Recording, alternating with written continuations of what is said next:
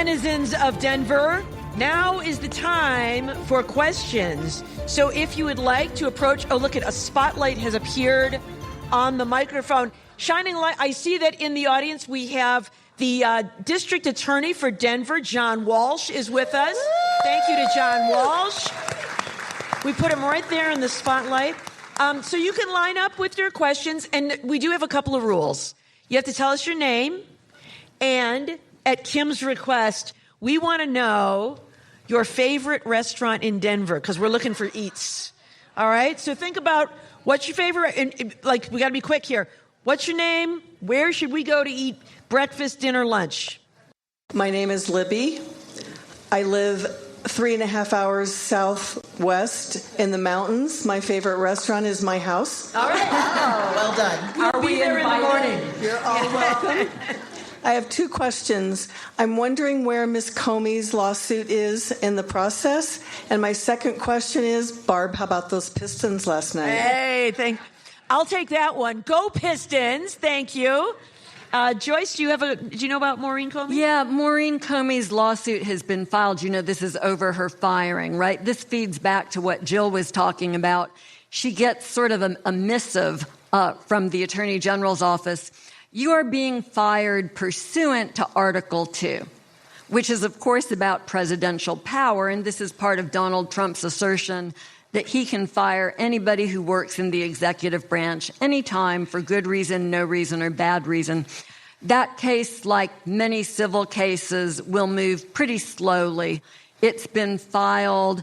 I think we may still be waiting on a response. So it will be some period of time before we hear more about that case. My name is Vicki Cowart. I was the CEO of Planned Parenthood of the Rocky Mountains. Thank you. Colorado is a pro-choice state. But we had a shooting back in November of 2015, and I know that this administration is incredibly focused on demeaning women and reducing our rights.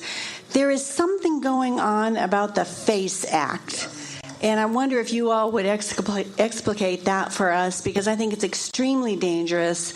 Not only abortion facilities, but all kinds of facilities are in danger, similar to what I think is happening at Southern Poverty. Thank you. Thank you for that great question. Olivia's, thank you. Thank you. Thank you for that. And I want to mention Steuben's. I had lunch there today. Great tomato soup. Highly recommend. And great chocolate chip cookies. The FACE Act is freedom of access to clinic entrances. And it was designed specifically to prevent violence at entrance to abortion clinics so that people could pursue their legal rights to abortion where it was legal. And it only involves violence. You can protest, you can hold up signs, but you can't block the entrance, you can't touch anyone, you can't beat anyone up, you can't shoot, you can't kill, all of those things. And now there's this claim that it's being used inappropriately by the Biden, was used inappropriately because they only targeted people who were pro-life. Well, the law was indicted. It was designed specifically to go against those very people. So it is, it's an absurd claim. I hope that it won't succeed. I think nothing's going to happen, and that the FACE Act will be upheld as being the right way to go against people who use violence to stop anybody's access to abortion. And it's important to note that this report that came out, that was commissioned by Republicans, Jill is right, obviously, that this act is not going to be used to go against many pro-choice people, because that doesn't make any sense. But it's not going against pro-life people. It's going against people who use force or deception to try to intimidate people who are trying to get access to reproductive care. I mean, and the president has actually pardoned people who were convicted of the FACE Act for pretending to want an abortion or other care, going into the center and harassing people, using things like, we talked a little bit about this last week, bringing ropes or other things to block access. Right. I mean, really, really obstructive things. So it doesn't just, Republicans are trying to paint this as, the Biden administration just wanted to target and criminalize being pro-life. No, it was meant to protect access to health care. It's sort of part of what the Justice Department is now saying, that we can't go against anybody who's pro-Christian, that the acts of Southern Poverty Law Center and others are designed to take down the conservative viewpoint. And that's not what this is about. This is about violence in the FACE Act. First, may I compliment you on your attire? Yes. Yes, it's wonderful. Why, thank you. So my name is Tamara. My recommendation would be the Muffins Place right next to Union Station. They have wonderful cheesecake filling within their muffins. Oh, okay. Exactly. Put me down for 2. It's a small little place, but I would highly recommend it. My question is kind of pairing Colorado politics with some of the national trends. Recently, Tina Peters, one of the Colorado county elections officials, was recently, her sentence was forced back to the state courts, to the first tier of the state courts. And I was wondering how if you could expand on how this may or may not affect the national rulings when it comes to elections interference. Yeah, I think I can take this one. So thank you for that question. As you all probably know, Tina Peters was sentenced to 9 years in prison for allowing people to come in and take access to sensitive voting information. She is an election denier, and the trial judge really hammered her by giving her 9 years. The appeal was just to remand for a resentencing on the theory that the court improperly took into consideration some of her free speech rights. And so it's been remanded back for resentencing. I don't know about you, Joyce, but I had cases sometimes where they said, Judge, you have to resentence this person. And they said, well, I gave you 9 years last time, and you know what you're getting this time? 9 years. So I don't know that this is going to change much. I think he'll make a different record. Maybe there will be some break that will be slightly less, but I don't think she's getting away with it. I mean, it's important to say that people should not be sentenced on the basis of First Amendment conduct. And so I expect that the judge will explain on remand that he made no inappropriate considerations the first time around, and will either resentence to 9 years or something very close to it. Yeah, and I think it's really important that he do so because your question also asked, how does this relate to what's happening nationally? And I think one of the things that we are seeing by the Trump administration is an effort to obtain that kind of voting information from around the country. It's still not quite clear to me exactly why they want this information, but I think a lot of it is just to create chaos, to sow doubt in the minds of voters so that if and when you don't like the outcome of an election, you can say fraud. And, right. So I think this is very much a part of this national strategy of getting a hold of ballots, and we can say, non-citizens are voting or whatever it is, to just sow doubt in the public's mind about the accuracy of our elections. I was with Shenna Bellows. She's the Secretary of State in Maine Tuesday night. We were talking about this exact issue. And we know to some extent what Washington wants to do with this information. They want to use it to challenge voters. And so we expect that they're collecting these files from states really in an effort very close to the election to force voters to jump through a lot of hoops in order to exercise their rights. And that's why so many states are pushing back, not just Democratic states. And that's the point that I wanted to make. The pushback is also coming from red states because this is reprehensible. The federal government does not get to run your election. Colorado gets to run its election. Maine gets to run its election. It's the same for every state.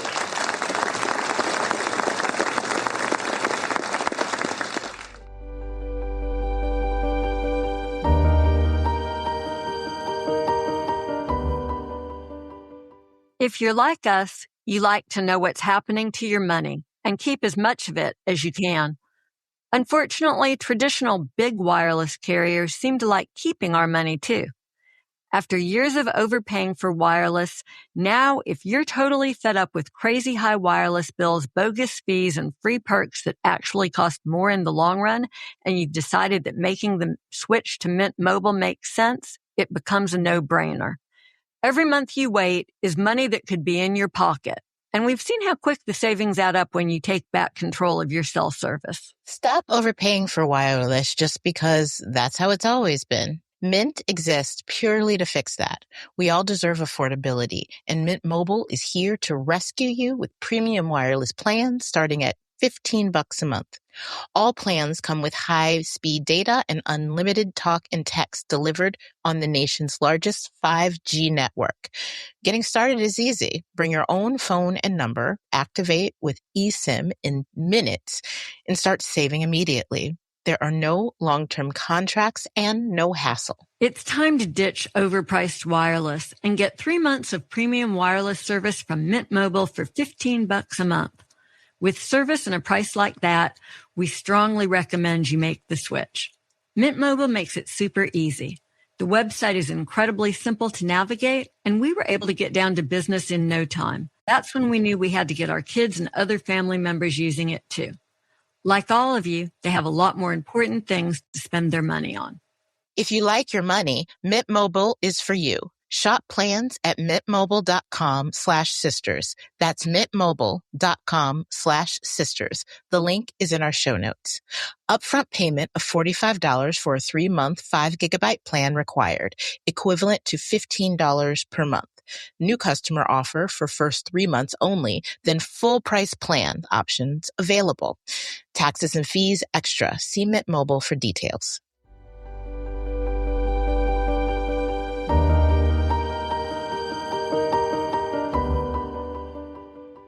Running a small business and managing your life is challenging enough without having to hustle back and forth to the post office or paying for expensive postage meter leases. Add in traffic, the cost of gas, which is nuts these days, and slow service, and it's a total pain. It's 2026, not 1926. So enough is enough. Mail and ship when you want, how you want with Stamps.com. Yeah, there's nothing worse than you got to send a package. You got to put a stamp on a piece of mail, and you realize you have to go to the post office before you can accomplish that. And then I just give up because it's too much. But with Stamps.com, you can send from your computer or phone 24/7. Just imagine it. You'll never sit in a long line or worry they'll run out of supplies. And Stamps.com is open anytime. So you can print postage on demand while getting up to 90% off carrier rates like FedEx, UPS, and USPS. You can even schedule carrier pickups right from your door and get carrier-compliant labels every time with no errors, no rejected mail, no wasted trips. It's perfect for your business. Plus, you can also send certified mail and get document tracking to confirm delivery and analytics to make sure you know exactly what you've sent and spent. You know, this sounds like making things easier, and I really like making things easier. That's sort of my mantra in life. But also, efficiency and communication are the key to success.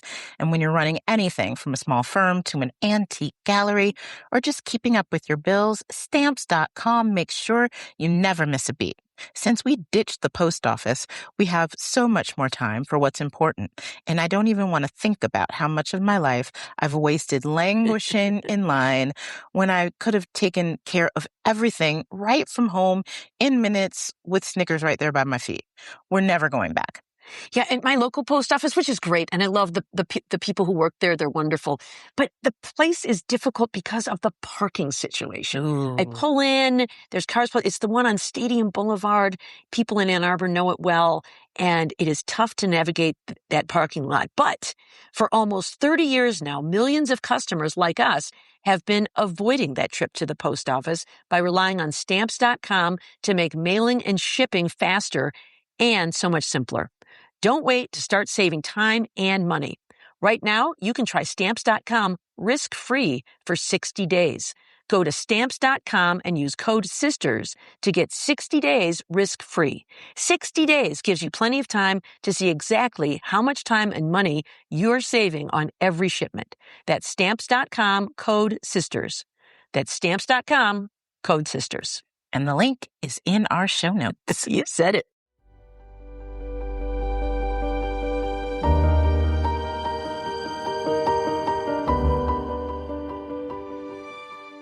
Hi, my name is Chris. I live here in Denver. I recommend Las Delicias, Mexican food for breakfast. My question is this. The New York Times recently published, I think it was about 20 internal memos from the Supreme Court chambers showing that maybe they've been using the shadow docket in not exactly the most good faith way. Do you predict any significant fallout, blowback, whatever term you like to use, coming out of this? It shows that John Roberts has been really very directed in his use of the shadow docket. Yeah. So if you hadn't seen, it was a deep dive done by the New York Times, which the reporters there got access to the Supreme Court memos, the memos that justices pass to each other when they're considering whether to take up a case or considering a emergency docket challenge. So first of all, like the fact that these memos got leaked out of the Supreme, like I've covered the Supreme Court for a long time, and it was not a leaky place. Like it's not like Congress or, federal agencies and stuff, and you would get leaks, or, even the White House where like every reporter I know has Donald Trump's phone number. It was a place that was pretty tight. So, I just think that was remarkable in itself. But what it revealed was during the emergency docket consideration of a challenge to President Obama's environmental policies, one of his environmental policies, the back and forth in the Supreme Court showed, as you said, that the Chief Justice sort of took a role to say, no, we cannot allow, I'm paraphrasing, we cannot allow this challenge to go forward. We have the power and we really need to strike it down now. And that is sort of seen as the birth of the shadow docket. Now, in recent years, it has been ramped up much, much more as more people either challenged presidential policies of presidents of both parties, just brought by different ways. And the Supreme Court has stepped in more and more to the point that most of the challenges to Trump-era policies, we can almost guarantee that they will be allowed to continue while the challenges are needed. One thing that I thought was really interesting, and I wrote about this a little bit in my newsletter, The Gavel, was it's really interesting how the Chief Justice was so adamant that this environmental policy had to be stopped on what would become the shadow docket in 2016. And now it seems almost, universal that the Supreme Court believes that it would cause irreparable harm, as I mentioned earlier, for a presidential policy to be halted, even when it is quite likely unconstitutional or illegal. What has changed between 2016 and 2026? I have one guess. I bet you do too. Well, thanks for that question. Speaking of shadow, our shadow overlords who control everything we do tells me that we have time for only 2 more questions, because we know all of you, like all of us, want to go home and get a bright start to your next day. So 2 more questions, and we see you're representing the Avalanche. As a Detroit Red Wings fan, when I see that, I think goalie fight. I don't know if you remember the famous goalie fight between the Red Wings and the Avalanche, but please go ahead. Well, actually, my question was around shadow docket, so I'll let somebody else ask one. But a great eat is Sam's number 3, best green chili. Go get breakfast and steamed coffee for a pastry and a cup of coffee. Thank you. Sisters, my name is Jeff. I hail from Gunnison, Colorado, about 4 hours west of here, and we've yet to talk about religious freedom. Colorado is the epicenter for religious freedom cases. We just had Childs v. Salazar. Yep. Blew my mind. We saw that St. Ignatius Academy in Oklahoma City lost in a 4-4 tie at SCOTUS, and now we have Riverstone Academy in Pueblo, Colorado. But we just found out this week, now St. Mary's Parish, Catholic Parish from Denver, is going to the Supreme Court because they want to participate in a pre-K program and accept the money for the pre-K program, but they don't want to abide by the contract. That would include LGBTQ employees.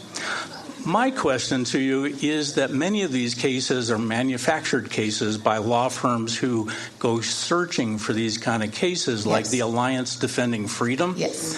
How do we fight those people? So I will jump in here. Yes, there are groups like ADF or the Beckett Fund and other groups that are religious groups. They're religious advocacy law firms that go around bringing lawsuits for the purpose of challenging civil rights protections of people like LGBTQ folks.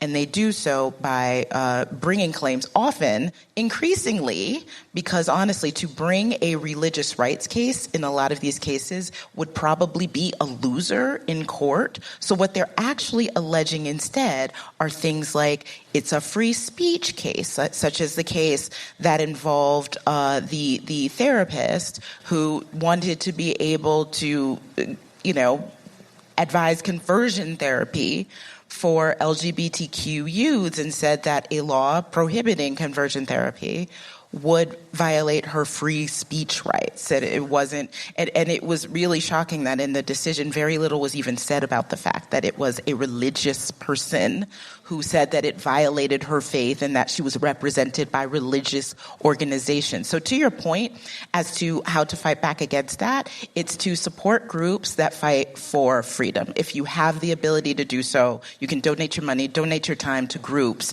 that are advocating for civil rights laws to be upheld. And one thing that, as you're talking about this, I'm just thinking about myself and the role that I have. That's something that I need to write more about, because I mention it in these cases when I'm writing about them individually, but I'm feeling the need to write something to really talk about how these groups are pushing in a way that is coordinated, is not by accident, and they're pushing for this. They're heavily funded, deep-pocketed people who back these groups, and they now have the power. I mean, it was the same thing that led up to Roe v. Wade. Yeah, Roe v. Wade being overturned.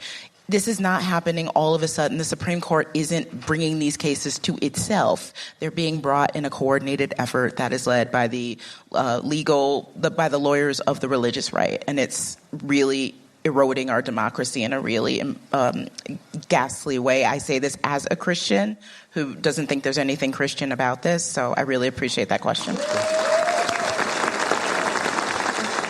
Thank you. My name is Helen, and my restaurant recommendation would be any of the snoozes for breakfast. Two short questions about the related to the Department of Justice. One, do you think that any of the many talented people who left the department would ever come back and bring back their institutional memory? That's one. And then the second question is, because Pam Bondi has been terminated, can she be charged with anything or ever put under oath to answer for actions or inactions while she was in office? I'll answer the first one, but I'm going to let Joyce answer the second one. No, I was going to say the same thing. I was going to answer the first one and let you answer the second one. I'll answer the second one. You and Jill can go ahead. Can I ask somebody else a question before we start? Because I see John Walsh, Barb's and my former colleague, now your DA. I mean, John, do you think a bunch of our former colleagues will go back to DOJ to fix what's broke? Oh, you bet. Yeah. They're planning for it already. So. All right. Thank you. All right, Jill, why don't you want to answer Pam Bondi? Sure. I believe that even a sitting president can be indicted. So I think an attorney general, former or sitting, could have been indicted. And I think or certainly disbarred for doing bad things. So I think, yes, the answer to your question is I think that Pam Bondi should be. And I think there's no reason why she can't be called before Congress. I think the subpoena they issued, I don't think it was phrased as we're inviting the Attorney General. They were inviting a person with personal knowledge, Pam Bondi. And I think that she should still have to come before Congress and answer questions. And we should all be able to hear them. It shouldn't be in secret. Can I add one gloss onto your answer? I agree about 5,000%. That subpoena had Pamela Jo Bondi's name on it. She needs to show up. But, the Biden administration set the standard here for obstructing Congress. And the dividing line that they drew was this. Steve Bannon, Peter Navarro, they got indicted because when they got congressional subpoenas, they ignored them. And people who negotiated in good faith and provided at least partial information, they didn't get indicted. And so I think consistency is a virtue when it comes to prosecutions, and at least to the extent that we're talking about Bondi and this subpoena, if she shows up, if she testifies in good faith, then I think that she is in the clear. I hope that she will answer questions truthfully, because when one testifies under oath, even when one is talking about the President of the United States and whatever information you, the former Attorney General, may have seen in the Epstein files, you must still tell the truth. But I do think that we have to be fair and consistent. I agree with everything that you say. But to that point about showing up in good faith, even if people show up and plead the fifth and don't answer anything, that makes it very difficult, if not impossible, for them to be brought up on charges. You think Pammy Jo's going to plead the fifth That would be awesome. That would be amazing. That is like such a happy note to end the show on. Well, thank you for listening to Sisters Sidebar. Keep sending in your great questions for next week's show. And if you send in a voice memo, we'll try to play your question during our next episode. Follow Sisters Sidebar and hashtag Sisters-in-Law wherever you listen. And please give us a 5-star review. It really helps others find the show. Don't forget to pick up your hashtag Sisters-in-Law merch and other goodies at politicon.com/merch. And we will see you every week on Wednesdays and Saturdays for new episodes of Sisters Sidebar and hashtag Sisters-in-Law. Okay, let's get fired up here. Sisters on 3. 1, 2, 3. I love how corny that is. And whenever we try to do something in sync, it's always off. Yeah, it goes that way. Sisters.